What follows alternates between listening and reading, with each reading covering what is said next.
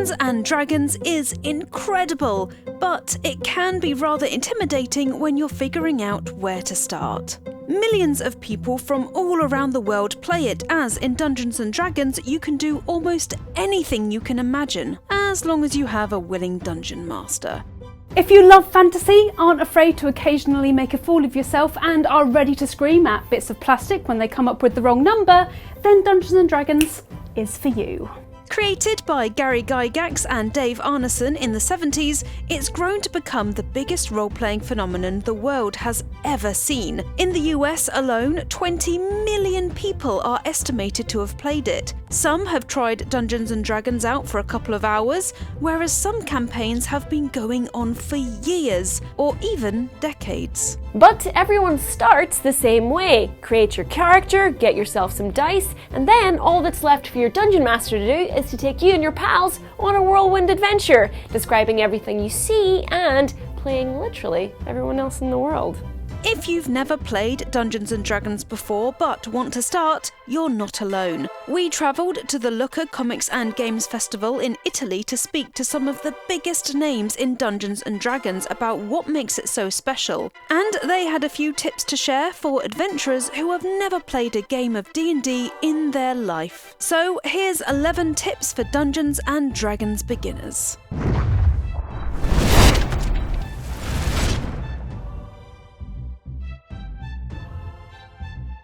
Remember, everybody has been there. Everybody's had a first time. I remember when we started High Rollers, 3 people in the group had never played D&D before, and they were doing it on stream and on camera, which is even more terrifying. But everybody's been there, and everybody's had that moment where they've gone, oh, I don't know. Everybody's had that, and everybody sat with you will have those memories. So they're not going to judge you. They're not going to worry about it. They're going to help you. So I would say, just remember, you are not the first in a long. You are but one member of a long line of D&D players yet to become masters. But here's the thing, right? You can't really make a mistake with Dungeons and Dragons. Even death, is a cool story, and it's such a wonderful pivot point for everyone else in the party to react to. How are they going to react? Are they going to care that this person died? Are they going to be sad? Are they going to, what are they going to do about it? Watching people play and kind of watching the cues and the mannerisms and the way people interact before jumping in and playing a game.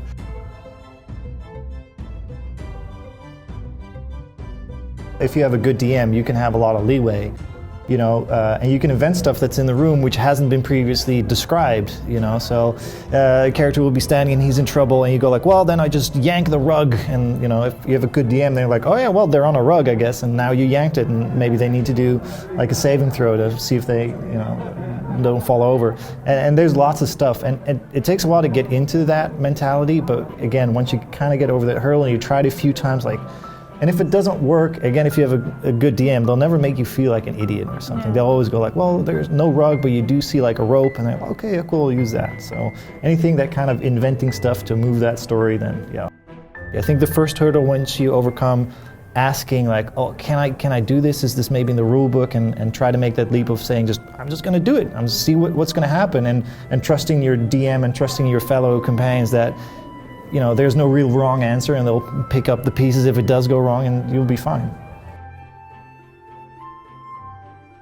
Have a few ideas in your head of, I think, some kind of basic rules for what would your character do in this situation? What kind of morals do they have? How would they react to this? And if you can just solidify that in your head, then every situation you come into, you can be okay, what would my character do? How would they react with this? How would they react to this person in their party who decided they want to go full murder hobo? And have fun with it. The best part of D&D is nothing is wrong, right? So if you do the perfect Irish accent, great.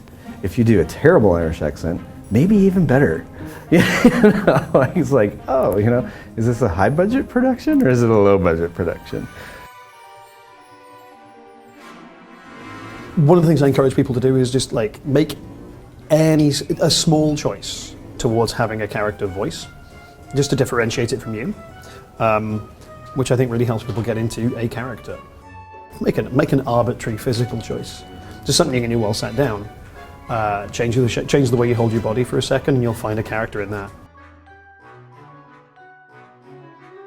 For me, the beginner mistake was I wanted this really serious character with this serious dramatic backstory, and everything they did had sort of emotion and attention. But when you roll that 1, and you're like, oh, I don't look cool right now, I look like a clown. So make sure that your character is a little bit more, able to be funny, but also fail. It's kind of, we were talking about it, like make it more like an Indiana Jones, because whenever Indiana Jones fails, he's still fun and he's still cool. Let the villain monologue, rather than because every D&D player's been like, oh, the villain's explaining what their plan is, I stab them. But I also it gives the players opportunities to not just attack a thing, but also find reasons why they hate it, find reasons why they're compelled to defeat this person. What makes a good D&D player is someone that understands that the players are just as responsible for the story as a DM is. I love players that have the gears going, that are always trying to stay a step ahead of the story, or willing to throw down railroad tracks as the story is moving just the way that the DM is. The story is up to you too. So give me what you got. Bring something to the table. Go plan something at home. There's nothing I love shocking people at the table, whether throwing them a curve as a DM, but I've been known to do that as a player also. Generally, it's good to realize that you are not the lead character in this story. Everybody is their own lead character. So sometimes be that side character, be that sidekick, and help that other person and make it about them, because that makes it fun for everyone. Spend some time just going over your character. You don't need to know all the rules of Dungeons & Dragons. The DM will help you with that. The rest of the party can help you with that. You don't need to remember exactly how you jump over a wall or anything like that. But knowing what your character can do, knowing what your character is good at, knowing what you need to roll when you make an attack roll, that's really useful, and it will make you feel more confident if a fight breaks out. You can be like, okay, I know how to do this because I've looked at this and I know that I have a +5 and you roll that. Going over your abilities and making sure you understand how those work. And you won't have too many at a low level as well, so that's quite useful to know. I couldn't be happier that it's having this renaissance and this golden age, almost 50 years after Gary and Dave and the gang came up with it, and we have all that history, and this whole library was worth of stories that either haven't been told or need to be retold, and it's just it's worldwide now. D&D lets me just play, and it lets me be different people, and it's helped me throughout my teenage years and throughout my young adult years learn who I am and learn more about myself, and just being able to play and just have these amazing stories and be these amazing characters that you can't really do in anything else. Even in video games, it's boundless, and that makes it really special. We exist in a time where arguably we're the most connected society we've ever had, but people reporting feelings of loneliness or depression or just a general sense of isolation, that's peaking. And D&D is a thing where you get together in your house with 5 or 6 friends and spend an evening broadly making up a story together. And it's funny and it's fun, and you get invested in it and you support each other through it. I think it's a great means of being friends. I guess that's what the core of D&D is. It's peak friending.